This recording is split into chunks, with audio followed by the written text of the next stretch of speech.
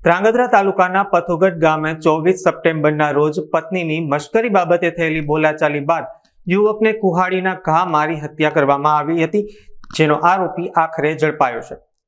પથુગઢની વાડી વિસ્તારમાં ખેતમજૂરી કરતા અને મૂળ છોટા ઉદેપુર જિલ્લાના બોડેલી તાલુકાના વતની રોહિત રણછોડભાઈ તડવીની ધ્રાંગધ્રા તાલુકા પોલીસે ધરપકડ કરી છે।